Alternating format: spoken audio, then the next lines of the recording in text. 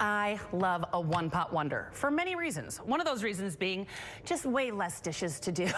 So for me, this is a pasta dish that all cooks in one pan, everything, including the pasta. So that's what we're doing today. It is a one-pot. It's kind of like a creamy, red bell peppery, spinachy. I never have names for my pastas. That's always the hardest thing when I cook for this show and have to write the recipes. I never name anything because I just throw stuff together. So this is, I don't even know what I called it, Sarah. I think it was a red bell pepper creamy pasta skillet. I don't know. Nobody knows. We'll figure it out. But first, we're gonna get 1 pound of Pelkins. We're gonna do the Pelkins Italian sausage in here. So the bulk Italian sausage makes life easy. And I'm gonna do this fun little tool that Amy left for me, a chop and stir, right? Chop stir. It's fun, it's fancy. I didn't get to ever use these in the past, and now I will. So you just kind of chop this up. Thanks, Amy, for leaving that for me. All right, so let's get this cooking down in a big old skillet. You want a nice deep skillet because everything's going in. And we're gonna let this start doing his thing. All right, so now, let's get some fun stuff going on. I'm doing roasted red bell peppers, and you get the jar of these because they're cooked and they're roasted and they're fire roasted and they add a smoky warmth to your food. And I highly recommend just keeping your pantry stocked with these. Such an easy way, quick way to add flavor to so many things. We're gonna drain it. I have a 16-ounce jar here, and we're gonna drain that water off. Now you can use a blender, you can use a hand blender, you can use a food processor, whatever you want to use, but we're gonna blend this up because I almost want to make almost kind of a creamy Alfredo-y type sauce. So we got Farah, the food processor. I named her because she's so pretty. So we're gonna go ahead and get that nice and smooth while I do another chop on here. Starting to smell good in the kitchen already, just with this Pelkins alone. All right, nice and smooth. We're gonna leave that to the side for just a minute while we get the rest of our stuff ready. It is an Everman recipe, which means we gotta have some garlic. I am wearing the garlic earrings today. Levi did say that he could get these on camera. How do we feel about this? Can you get these? They're so cute. Look at that. I don't need diamonds, honey. Just need a little bit of garlic. All right, so let's go ahead and give these a smash. As always, if you only have garlic in your house, that's fine. Just add in a scoop. If it makes your life easier, just do it. I was judgmental about that garlic for a while, and then I had children, and now I get it. It just really makes life a lot easier. I have the big Costco one in my fridge because sometimes you just need to get moving on the garlic. But if you have time, we're gonna do some fresh stuff. First, let me give this a stir. Just make sure all the pink parts are getting turned over here, cooking through. I like the Pelkins sausage because it doesn't add a lot of fat to the pan, which I appreciate. All right, let that keep doing its thing. Now, for your garlic, we got it all smushed up here, nice and flat. As always, keeping your fingers out of the way, just rock your knife forward, breaking it up. That's all we want to do. Maybe we'll do that one more time just to kind of break it up. Beautiful. Now, go ahead, smush it in the middle of your board. Tip in the middle, hand on top. Just rock back and forth until you like it. You can throw out that garlic press. And now you won't spend an hour trying to clean a garlic press. Beautiful. All right. Now, I'm gonna go ahead, this is about, let's say 80% there. So I'm gonna get my garlic in here, kind of let that start sinking down. All right, let me get my garlic in.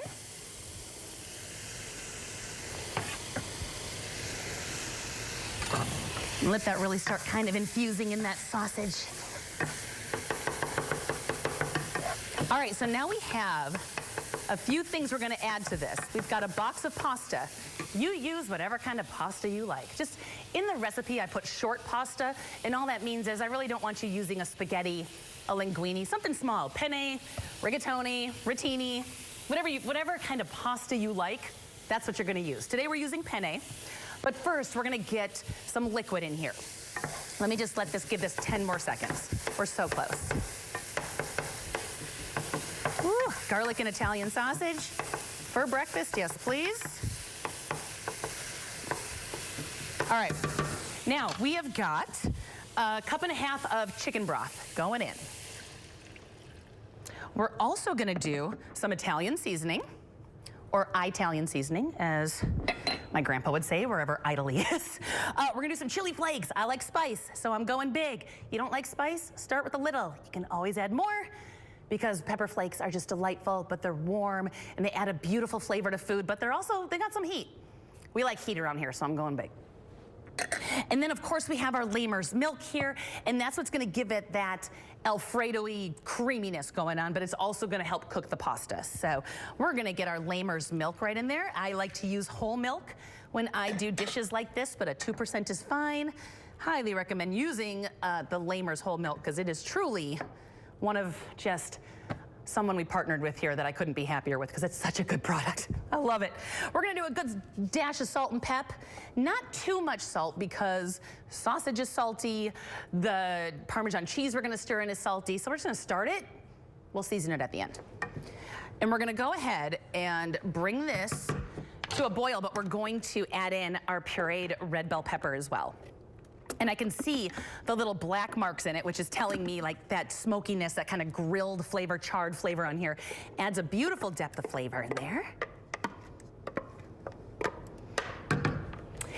Give that a good stir. Now, you don't need to bring it to a boil before you add your pasta. You're just gonna let this all cook together. Now, I am fully aware that there are some Italian grandmas, some nonnas in their graves rolling right now, because I'm adding pasta into this.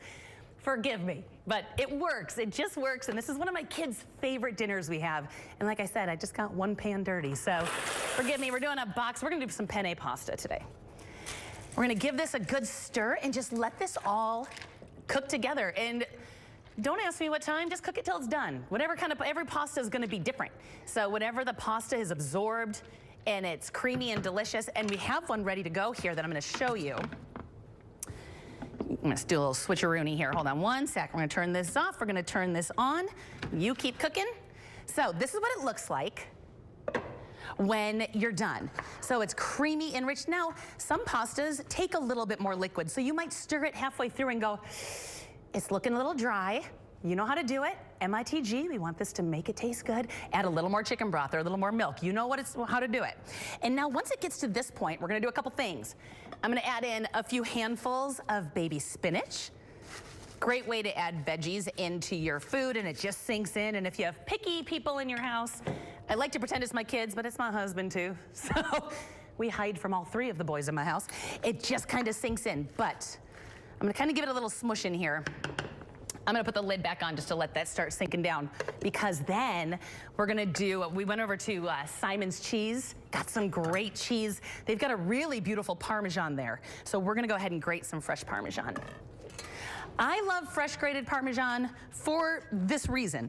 When you get a bag of Parmesan, which is fine, I have one in my fridge all the time as well, but when you get a bag of Parmesan, it has a white powdery substance on it. And what that substance does is it keeps it from caking together. We love that. We don't want a big block of caked together cheese, but it also prevents it from melting properly. So if you're making a mac and cheese or a soup and you want it to really sink in, when you grate it fresh, it doesn't have that. So it's gonna just melt a little better. So if you have the time, I highly recommend stopping at Simon's, getting some parm, stirring that in. And it just looks so pretty. Look, it's like a little snowfall. Now I'm pretending that this is as much cheese as I'm gonna add, but I'm gonna do like twice as much when you're not looking, because I love the cheese. So we're gonna give this a good stir. Let me get my cheese in there. And just stir it until it all just melts together.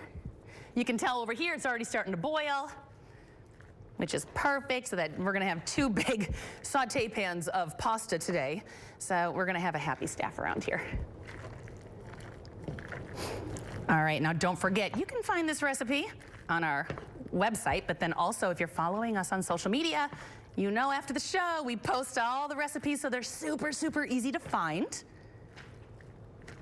There we go now. And you know Sarah's gonna get a beautiful picture of it because she's so good at it. And I'm excited as well about the rest of the show. We've got delicious stuff today. There's nothing I love better than like looking at the show in general and going, oh my gosh, we get to eat this, and we get to see this, and oh, all the food today. So hopefully you're hungry while you're watching this.